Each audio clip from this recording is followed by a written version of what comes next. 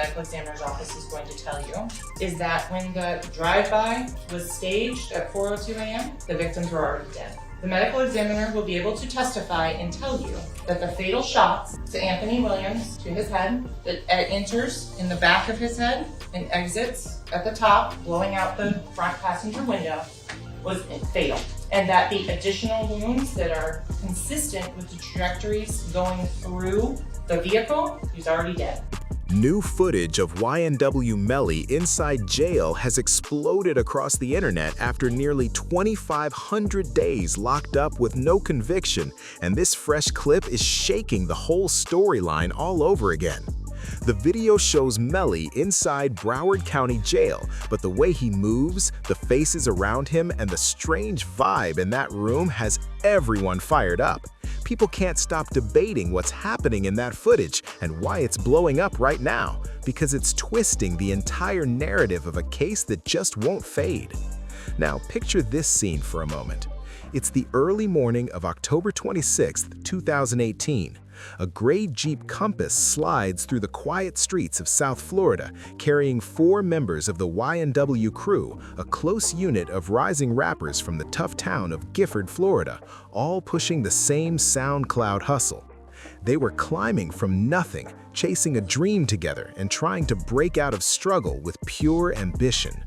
Inside that Jeep rode Jamel Maurice Demons, known everywhere as YNW Melly, his partner Cortland Henry, YNW Bortland, and 2 longtime friends, Anthony Williams, known as YNW Sack Chaser, and Christopher Thomas Jr., known as YNW Juvie. They'd grown up shoulder to shoulder, survived hard days together, and were finally catching real momentum. But by sunrise, 2 of them would be gone, struck by bullets, their futures wiped out, and the entire movement torn apart forever. According to prosecutors, what they say happened next was a level of betrayal that still stuns people every time the story comes up. They claim Melly, sitting in the rear driver's side seat, turned a gun on his own brothers, the same ones who helped build the whole crew from nothing, the ones who shared the grind, the music, and the mission. The idea alone sent shockwaves through fans and the entire music industry. And here comes the twist that prosecutors say makes the whole thing even darker. After the shooting, instead of calling for help right away, they say Melly and Bortland chose not to dial 911 immediately. That detail has sparked endless debates, non-stop theories, and years of controversy, and now this new jail footage is throwing gasoline on everything again. Prosecutors insist Melly and Bortland didn't rush to get help, didn't break down, and didn't shout for assistance for the 2 men fighting for their lives. Instead, they allegedly flipped the scene to make it look like a random drive-by attack. They're accused of taking that bullet-riddled Jeep deep into a lonely stretch near the Everglades, driving down a dead-end road by a recycling area where the night swallowed everything. No lights, no witnesses, just heavy Florida darkness as they supposedly fired shots from outside the Jeep to fake a hit from unknown shooters. Hours later, at 4:35 a.m., Bortland pulled up to Memorial Miramar Hospital with the wounded men and laid out a dramatic story about a sudden drive-by that came out of nowhere. But detectives at the hospital weren't buying it for a second.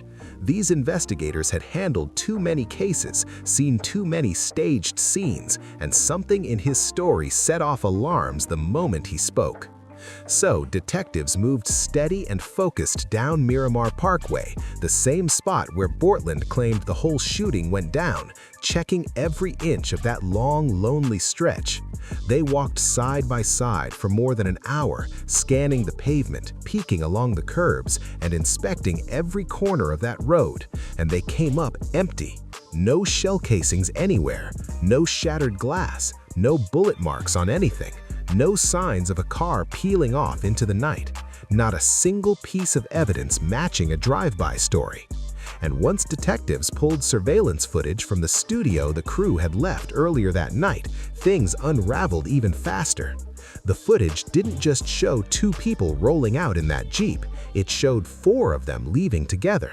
And Jamel Demons was clearly sitting in the rear driver's side seat. That one detail hit the investigation like a hammer because it put him exactly where prosecutors said the shots came from. Then came the forensic breakdown, and this is the part prosecutors point to as the most devastating piece of the puzzle. Medical examiners said the fatal shots were fired from inside the Jeep, not outside, and the angles painted a chilling picture. They claimed the bullets traveled from the rear driver's side passenger spot, the exact position where Melly was seen, toward the front passenger area where the victims were sitting. And what made things even more intense was how the wounds matched that inside-the-car shooting theory almost perfectly. Let me set the scene for you at the recording studio, because there's actually 8 young men there. You're going to hear they arrived at the recording studio, not much was getting done. They were tired. They left at 3:19, and they got into 2 vehicles. So first vehicle is a red Mitsubishi SUV.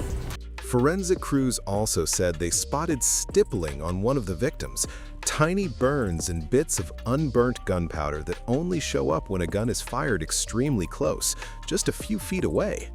That discovery pushed investigators to believe even more strongly that the shots came from inside the Jeep, not from some unknown shooter rolling past in the dark. Then prosecutors brought out something they described as close to a confession. Right after the incident, someone messaged Melly on Instagram asking if he was okay after hearing about the violent situation that happened. According to the state, Melly responded with 3 words they claimed were seriously incriminating, words they argued pointed straight toward involvement. That message quickly became one of the most argued pieces of evidence in the whole case. But here's where the story flips and shows how complicated this situation really is. Even with all of that evidence, the forensics, the tracking data, the messages, Melly's first trial in 2023 didn't end with a conviction. Instead, the jury split, and reports say the final count came out at 9-3, leaning toward acquittal on the biggest charges. That shocked a lot of people who were following every minute of the trial. Just think about that for a moment. The state laid out everything, walked the jury through every data point, broke down every forensic detail, pulled up that Instagram message, and even with all that, most of the jury still wasn't ready to say guilty beyond a reasonable doubt. That kind of divide left Melly locked in a strange legal limbo that has dragged on way longer than anyone expected. At this point, he's been sitting behind bars for more than 2,400 days, almost 7 straight years, without a single conviction to his name. His retrial was supposed to jump off in September 2025, but it got pushed all the way to January 2027 because both sides keep clashing over what evidence can even be used. These non-stop delays have turned this case into one of the wildest and most unpredictable legal sagas the music world has ever seen. And just when people thought things couldn't get any more twisted, September 2025 hit with a curveball that nobody saw coming. A new courtroom decision dropped out of nowhere, a plea deal announcement that stunned attorneys, reporters, and the entire hip-hop scene all at once. September 9th, 2025, lock that date in because it flipped this case inside out in a single morning. One day before YNW Bortland was scheduled to start jury selection for his own murder trial, a trial that could have kept him locked away forever, he stepped into a Broward County courtroom and made a move that sent shockwaves through every corner of social media. People were frozen in disbelief as the news spread. To understand just how intense this moment was, you gotta recognize the pressure on him. Before this deal showed up, Cortland Henry was staring at multiple life sentences stacked high like a wall. We're talking life in Florida State Prison, then another life, then another, plus an extra 75 years on top of all that. If a jury found him guilty, he was basically looking at spending every remaining day of his life behind a steel door. No real future, no release date, nothing. But with one signature and a short statement in that courtroom, his entire fate flipped instantly. The murder charges, both counts of first-degree murder with a firearm, were dropped completely, gone, wiped off the table. In return for giving up his right to a trial, Bortland entered a no-contest plea to 2 accessory after-the-fact charges and 1 count of witness tampering. His new sentence? 10 years in prison followed by 6 years of supervised probation, with full credit for all the time he already served. Since he had already been locked up for around 4.5 years, this deal meant he could walk free around 2032, which is a massive difference from spending the rest of his life behind a prison gate. The shift was so dramatic that people standing in the hallway outside the courtroom couldn't stop whispering about it like they'd just watched history happen. Even the judge looked surprised by how rare and tightly negotiated this deal was. His comments to Bortland right after accepting the agreement made it clear this wasn't some everyday courtroom situation. This was unusual, unexpected, and seriously powerful.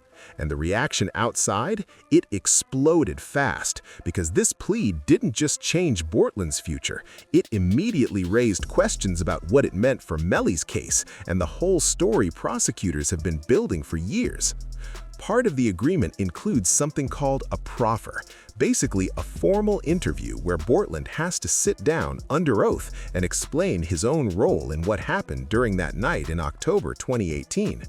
This sit-down is not casual at all, and the second the news hit public ears, everyone had the same burning question. People wanted to know if this meant Bortland was about to speak on Melly and hand prosecutors something that could reshape the entire case. In that red Mitsubishi SUV, 4 individuals get into it. Travion Glass, Dontavius Withers, Jacoby Mills, and Adrian Davis. They are in the red Mitsubishi. In the gray Jeep, you have the driver, Cortland Henry, rear driver's side passenger, Jamel Demmons, Anthony Williams in the front seat, and Cortland Henry again, the driver, Christopher Thomas in the rear. Right away, folks wondered if he was going to turn on his former friend, if he would say something that could tighten the walls around Melly even more. The tension around that idea hit social platforms instantly, with people guessing and arguing about what might drop next. But Bortland's lawyers stepped forward fast and shut all that speculation down. They made it crystal clear in public statements that there is no requirement for him to testify against Melly under this deal. They explained that the proffer only forces him to answer a few straightforward questions about his own limited actions that night. Nothing deeper, nothing extra, nothing aimed at his co-defendant. According to his team, he isn't being pushed to point fingers, build a case, or help the prosecution go after anyone else. Still, not everybody bought that explanation, not even close. The hip-hop scene exploded overnight with debates, arguments, and hot takes flying everywhere like sparks. Some folks instantly labeled Bortland a snitch before he even stepped into the proffer room. Others argued hard that taking a plea to avoid a lifetime behind bars doesn't automatically make someone a traitor, especially when the deal doesn't force him to testify against anyone else. Then came a take that cut way sharper than the rest. A more controversial voice in the culture insisted the plea wasn't strategy at all. They claimed it was proof of guilt, not survival. That opinion stirred up a whole new storm, pushing the conversation to another level as people tried to guess what this deal really hinted at about the truth of that night. Meanwhile, prosecutors pushed a totally different version of why this plea even happened. They said they didn't have enough strong proof showing Bortland was a lead actor in the shootings themselves. They openly admitted that while they believed they could prove he took part in the cover-up after the fact, they couldn't prove beyond a reasonable doubt that he fired a weapon or directly caused the deaths of the 2 men involved. But then came the next question that had everybody buzzing. What about the idea that Bortland and Melly might have talked privately before the plea got accepted? Some courtroom watchers and legal minds suggested it's fully possible, maybe even likely, that the 2 defendants communicated about this move before it went public. The impact on Melly's upcoming case is still a big mystery and has sparked non-stop speculation. His lawyers have already filed motions to replace his entire defense team, saying major conflicts came out of nowhere right after Bortland's surprise plea deal. And with the retrial pushed all the way to January 2027, that delay hangs over everything like a heavy storm cloud.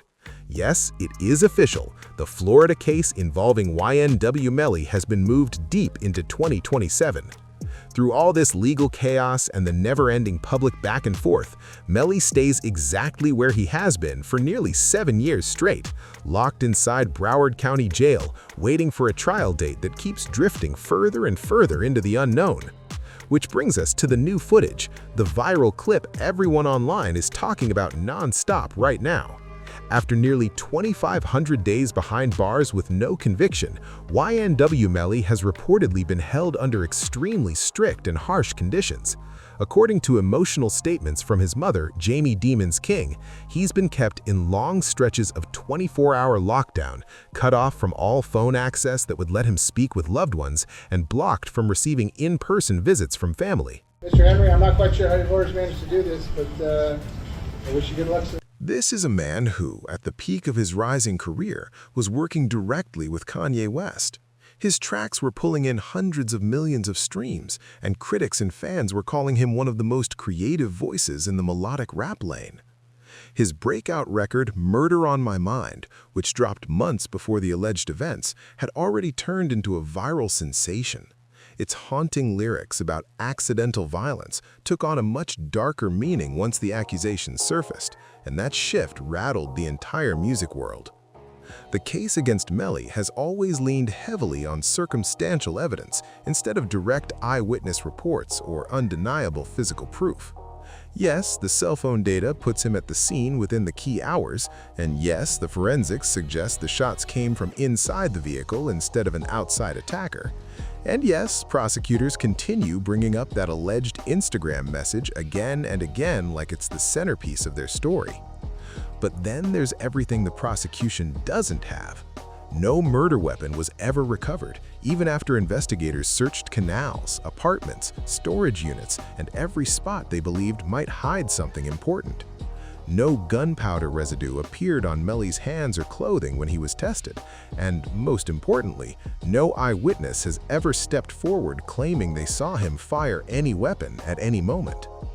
Then comes the dramatic and tangled testimony from Felicia Holmes, the mother of Melly's former girlfriend, Mariah Hamilton. She took the stand to talk about a phone call she claimed she overheard the morning the shootings happened, a call prosecutors treated like a major turning point in the whole trial. One single word, threatened, set the tone for one of the most emotional and chaotic moments in the case. Holmes looked tense the second she sat in the witness chair, and all through her testimony, she kept saying she couldn't remember important parts of her 2018 statement to investigators. That uncertainty had the courtroom buzzing. But then what you're going to see is the cell phone evidence. The digital leash. The item that is carried around in everyone's pocket, in everyone's car, you use on a daily basis. Because you're going to see, as Jamel Demons leaves that recording studio, he's got his phone in his hand, and he's playing on his phone. You're going to see on that phone information that Anthony Williams had his phone with him. Not only do they have the same make and model of cell phone, they are on the exact same cell phone plan. They're using the same service, the same cell towers, everything like that. So you can compare the information from those two cell phones and see how they track together. The prosecution pressed her non-stop about those memory gaps, firing questions back to back as they tried to make her lock on to specific details from that early morning FaceTime call. They wanted her to confirm she saw Melly on the screen talking with her daughter about a shooting, but Holmes pushed back hard against that pressure. She finally revealed what she said was the real reason she looked so stressed. She was deeply worried that her own words might bring trouble onto her from the state. That confession only made the scene more confusing and intense, adding another layer to an already messy situation. Whether people believe Holmes was genuinely scared of being targeted by prosecutors, or whether they think she was trying to avoid saying something that could damage Melly, one thing stands loud. This case is nowhere close to simple, and a conviction is nowhere near guaranteed. And that brings us to why this new jail footage of Melly hit the public so hard. This is someone who was just stepping into adulthood when he got arrested, and he spent most of his 20s sitting in a cell while waiting for a trial date that keeps drifting further into the future. The questions raised by this footage go way deeper than curiosity about a famous defendant's jail conditions. They hit at the core of serious justice system issues. How long can someone be held before trial without pushing into violating their right to due process? At what point does pre-trial detention stop being waiting for court and start turning into punishment without a conviction? In October 2025, an appeals court upheld the suppression of broad digital evidence in the case, meaning prosecutors can only use communications from the day of and right after the incident. That ruling was viewed as a huge win for the defense because it limits how much the state can argue motive or intent. Then, in November 2025, the witness tampering charges against Melly were dropped completely. Reports said the evidence wasn't strong enough to move forward, and that decision shook the case even more. Look, I have a couple people around that I've been friends with forever, but they're not really involved in my life like that. They're not involved in my business, they're not involved in my day-to-day. And while all of this keeps unfolding, that viral footage of YNW Melly keeps racing across social media, reminding everybody that behind all the courtroom battles, legal arguments, delays, and online debates, there's a human being sitting in a cell with his entire future hanging on a thin line. And on the other side, there are grieving families who lost two young men they will never get to hug again. If you want more breakdowns just like this, make sure you hit subscribe, drop a like, and share the video so more people can stay locked into the story.